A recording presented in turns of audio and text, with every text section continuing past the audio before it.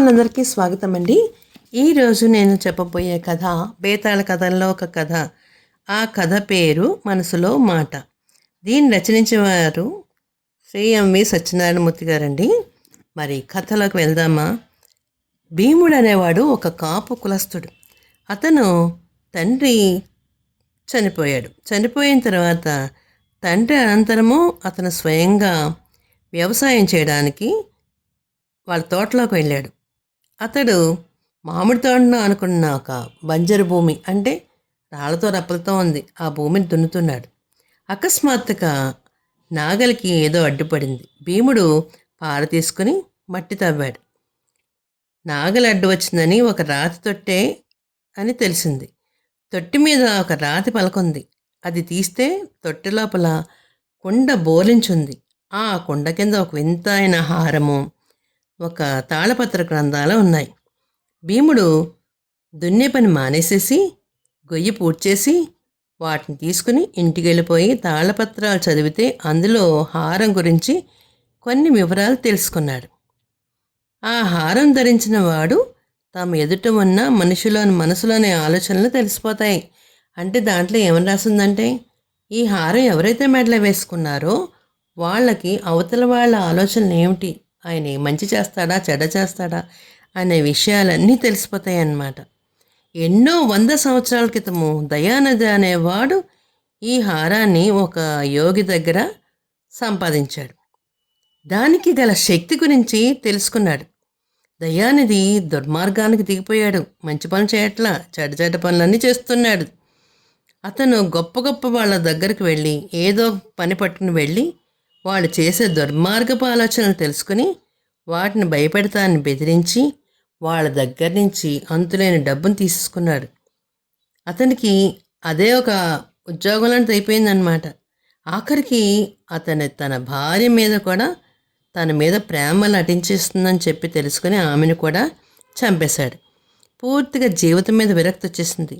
ఆ హారం ద్వారా ఎవరెవరికి ఎలాంటి హాని జరిగిందనేది వివరంగా తాళపత్ర గ్రంథాల మీద రాసి ఆ పత్రాలని హారాన్ని భద్రంగా ఏం చేశాడంటే భూమి లోపల పాతేశాడు.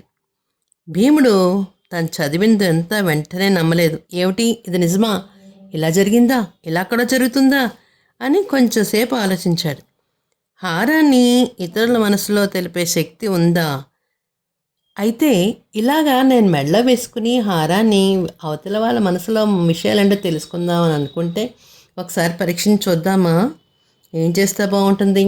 అలాంటిది ప్రజలకి ఏదైనా మేలు జరుగుతుందేమో అనుకుని ఏం చేశాడు, హారాన్ని మెడలో వేసుకొని పరీక్షించేద్దాం అనుకున్నాడు. అతను నేరుగా ఎక్కడికి వెళ్ళాడంటే కృష్ణస్వామి అనే అతని ఇంటికి వెళ్ళాడు. కృష్ణస్వామి భీముడు అతనికి కొంచెం డబ్బులు ఇవ్వాలి. ఆ డబ్బులు ఇవ్వడం కోసం వెళ్ళాడనమాట. అతను తిరిగి వచ్చేయడానికి అతను కృష్ణస్వామి ఇంటికి వెళ్ళిపోయాడు, తిరిగి ఇచ్చేద్దామని. కృష్ణస్వామి జమీందార్ రంగస్వామికి తమ్ముడవుతాడు అతను. భీముడు వెళ్ళేసరికి కృష్ణస్వామి అతను ఎలా అనుకున్నాడంటే వాళ్ళ అన్నగారిని చంపేద్దామనే ఉద్దేశం అతనికి ఉంది. ఎందుకంటే ఇతను మెడలో హారం వేసుకోవడంతోనే అతని మనసులో మాట ఏంటో భీముడికి తెలిసిపోయింది. అదే సంగతి భీముడు అంటున్నాడు, అయ్యా, అన్నగారు ధర్మాత్ముడండి, ఆయన చాలా మంచివాడు, ఆయన చంపాలని పాపిష్ట ఆలోచన ఎలా వచ్చిందండి మీకు? వద్దొద్దు, ఆ ఆలోచన మానేయండి, అతన్ని ఏం చేయకండి అన్నాడు. కృష్ణస్వామి ఒక్కసారిగా తెల్లపోయాడు. వెంటనే తప్పరిల్లి లేనిపోయిన రవ్వును తెచ్చుకుంటూ, అదేమిట్రా భీముడు, నాన్నని నేను ఎందుకు చంపుతాను? ఎవరు చెప్పారు నా మీద నీకు చాడీలు అన్నాడు. ఎవరు చెప్తానేంలేండి, మీరు మాత్రం మీ ఆలోచన మానుకోవడం మంచిది. ఇదిగో నేను బాకీ చెల్లించడానికి వచ్చాను, బాకీ ఇచ్చేస్తానని చెప్పాడు. డబ్బిచ్చేశాడు. ఆ సమయంలో కృష్ణస్వామి తన వెనకాల 2 మనుషులను పంపించాడు. దారిలో భీముడిని చంపేయండి అని పంపాడు. దారి తెప్పించుకొని ఒక మొక్కల్లోకి ప్రవేశించి వెళ్ళిపోయాడు. చీకట్లో దాక్కున్నాడు. అతను చంపడానికి కృష్ణస్వామి పంపిన మనుషులు భీముడు కనిపించబోయేసరికి ఏ చెట్లలోనో ఉన్నాడేమో అనుకుని చెరుకోదారిన వాళ్ళు తోటలోకి ప్రవేశించేశారు. భీముడు గబగబా వాళ్ళకి తెలియకుండా అమ్మయ్య బతికన్న దేవుడా అనుకుంటూ చెట్లకు దారి లోపల వాళ్ళ దొంగలిద్దరిని కట్టేసేసి జమీందారుతో కబురు చెప్పేశాడు. కృష్ణస్వామి మనుషులు జమీందారు బట్టల చేత గట్టిగా కొట్టించారు. కృష్ణస్వామి జమీందారుని చంపే ఆలోచనలో ఉన్నట్టు బయటపెట్టేశారు. కృష్ణస్వామి పరారైపోయాడు. తనకు మేలు చేసిన భీముని జమీందారు గారు రంగస్వామి చక్కగా సత్కరించాడు. ఆ తర్వాత భీముడు హారం అనేక మంచి పనులు చేసింది. జయలక్ష్మి అనే కన్య తన మీద మనసుపడి ఉన్నట్టు ఆమెను చూసి తెలుసుకుని భీముడు ఆమె తండ్రిని కలుసుకుని పెళ్లికి ఒప్పించి ఆమెను పెళ్ళాడేశాడు. ఇతరుల మనసుల్లో మాటలు తెలుసుకునే శక్తి భీముడికి ఉందని అందరికీ తెలిసిపోయింది. నలుగురు కూడా అబ్బో, భీముడు మనం ఏమనుకుంటున్నాడో అంతా చెప్పేయగలడు, ఇతను చాలా గొప్పవాడే అనుకున్నారు. కొంతమంది ఏమనుకునేవారంటే ఊళ్ళో దొంగలు తిరుగుతుంటే ఎక్కడ దొంగలు వస్తారో, ఎలా చేస్తారో, ఎలా పట్టుకోవాలో అని కూడా చెప్పేసేవాడు. ఏంటంటే ఈ ఊళ్ళో దొంగతనం జరుగుతుంది, దొంగలు వస్తారు, జాగ్రత్తగా ఉండండి, వాళ్ళు పట్టుకుపోతారనేసరికి వాళ్ళు కాపలా కాసి దొంగలు పట్టేసుకునేవారు. రాను రాను అందరికీ భీముడు అంటే భయం వేసేస్తుంది. ఏ చెడు ఆలోచన వస్తుందో, అతను ఎక్కడ తెలుసుకుని పారిపోతాడో అని అందరూ భయపడేవాళ్ళు. చోరులు, జాళ్ళు, హంతకులు, నాటి నేరస్తులు భీముడికి సింహస్వప్నం అయిపోయింది. అతన్ని చంపడం వల్ల వాళ్ళకో లెక్క కాదు, కానీ అతను ఆ సంగతి కూడా తెలుసుకోగలడు కదా. అవును, మనం ఒకవేళ చంపేద్దామంటే అతని మనసులో మాట తెలిసిపోతుంది కదా మరి. అందుకనేసి వాళ్ళు ఏమి చేయలేకపోయారు. త్వరలోనే భీముడి గురించి గొప్ప గొప్ప వాళ్ళందరికీ తెలిసిపోయింది. వాళ్ళు అతని దగ్గర తీసుకుని తన గురించి సాటి వాళ్ళు ఏమనుకుంటున్నారని వాళ్ళ ద్వారా తెలుసుకోవడానికి ప్రయత్నించేశాడు. భీముడు కొంతవరకు అందరికీ కూడా ఉపయోగపడాలని అనుకున్నాడు, కానీ అందులో భయంకరమైన ప్రమాదం ఉందని అతనికి త్వరలోనే తెలిసిపోయింది. ఉన్నత పదవుల కోసము పదవుల్లో ఉన్న వాళ్ళందరూ ఒకరి నాశనాన్ని ఒకరు కోరుకుంటున్నారు. అలాగా ఎవరి మనసులో మాట ఎవరికి చెప్పాలి? భీముడు తాను తెలుసుకున్న విషయాల్ని తనలోనే ఉంచుకుని తనను నియోగించిన వారికి అబద్ధాలు చెప్పడం మొదలుపెట్టాడు. మంత్రులు, సేనాధిపతులు, ఆస్థాన విద్వాంసులు, పురోహితులు, వైద్యులు అందరూ కలిసి భీముణ్ణి రాజుగారి కొరలో చల్లగా ప్రవేశపెట్టారు. రాజుగారు ఎవరిని గురించి ఏమనుకుంటున్నారో తమకు ఎప్పటికప్పుడు చెబుతుండమన్నారు. ఇతరుల మనసులో సంగతి భీముడు గ్రహించగలడన్న సంగతి వాళ్ళు రాజుకు కూడా చెప్పేశారు. రాజు అతను పరీక్షించుకొని నేను ఏమనుకుంటున్నాను అని అన్నాడు.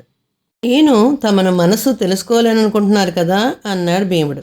రాజు అతన్ని కొలలో పెట్టేసుకున్నాడు. కొన్నాళ్లకు రాజు భీముని పిలిచి నేను నిన్నెందుకు పిలిపించాను అన్నాడు. నా ద్వారా రాణిగారి గురించి తెలుసుకుని రావాలని అన్నాడు భీముడు. బేష్. రాణిగారికి ఈ చీటీ ఇచ్చి ఆమె ఏమనుకుందో తెలుసుకుని అదే సమయంలో ఆమె మనసులో ఉన్న రహస్యాన్ని కూడా చెప్పే ఏకాంతంగా నాకు చెప్పు, ఎవరికి తెలియకుండా అన్నాడు. భీముడు రాణిగారికి చీటీ ఇచ్చాడు. ఆమె దాన్ని చూసి సరేనంది. రాజుగారికి చెప్పు అంది. అందులో విశేషం ఏమీ లేదు. సాయంత్రము గానం ఏర్పాటు చేయనా అని రాజుగారు చీటీలో రాశారు. అయితే భీముడికి రాణిగారు మనసులోని రహస్యం పూర్తిగా తెలిసిపోయింది. ఆమె రాజుని ఏమాత్రం ఇష్టపడతలేదు. ఆమెకు చాలామంది ప్రియులున్నారు, కానీ ఆ మాట రాజుగారికి చెప్పలేడు కదా భీముడు రాజు దగ్గరకు వచ్చి మహారాజా, రాణిగారు ఉత్తమ జాతి పవిత్రత గల స్త్రీ అని చెప్పాడు. అబద్ధం చెప్పాడు. రాజు తన మెడలోని హారాన్ని భీముడికి ఇచ్చాడు. భీముడు వెంటనే తన మెడలో ఉన్న హారాన్ని తీసేసి మంటలో వేసేసాడు. అది చిత్రంగా కాలి ఆవిరైపోయింది, కానీ కరగలేదు. పోయి దాని తాలూకు గ్రంథాలన్నీ కూడా బూడి తీసేశాడు. ఆ రాత్రికి రాత్రే గొప్పవాడు చిన్న డబ్బులంతా తీసుకుని భార్యని తన వెంట తీసుకుని భీముడు మరో దేశం వెళ్ళిపోయాడు. వేతాళుడు ఆ కథ చెప్పి, రాజా, అలాంటి అద్భుత శక్తులు గల హారాన్ని భీముడు ఎందుకు మంటల్లో పడేశాడు? అది తనకు కానీ లోకానికి కానీ ఎంతో మేలు చేసింది కదా. దాని రహస్యం తనకు తప్ప మరెవరికీ తెలియదు కదా. దాన్ని ధరిస్తే అతనికి ఏ నష్టమో ఈ సందేహాన్ని తెలిసి కూడా చెప్పకపోతే నీ తల 2 ముక్కలు అవుతుంది అని అన్నాడు. దానికి విక్రమార్కుడు అంటున్నాడు, ఏ విధమైన శక్తినైనా బలవంతులు దురుపయోగం చేస్తారు. బలహీనులు ఆ శక్తిని భయపడి నేరాలు చేయడం మానిన మాత్రం జీవితంలో ఉండే వక్రాలు అయిపోవు. అలాంటి సమయంలో భీముడు హారాన్ని గల శక్తిని పని లేని వాళ్ళకి, అల్పులకి పీడించి మంచి చేసిన వాళ్ళకి చేసినట్టు కనిపిస్తుంది. అదే శక్తి బలవంతుల విషయాలకు వచ్చేసరికి భీముడిని పీడించేసింది. వాడు అల్పుడైపోయి తన శక్తిని మరొకరికి ఉపయోగపడేలా చేయలేకపోయాడు. భీముడు స్వతహాగా మంచి బుద్ధి కలవాడు. అలాంటి వాడికి వక్ర మార్గాలను నడవడం అంటే బాధ కలిగింది. అందుకే వాడు హారాన్ని నాశనం చేసి బాధ నుంచి విముక్తి పొందాడు. చక్కగా తన జీవితాన్ని సరిదిద్దుకోగలిగాడు. తెలుగువారి దీపకాంత్కి లైక్ చేసి, షేర్ చేసి, సబ్స్క్రైబ్ చేసి, కామెంట్ రూపంలో పెట్టండి మరి.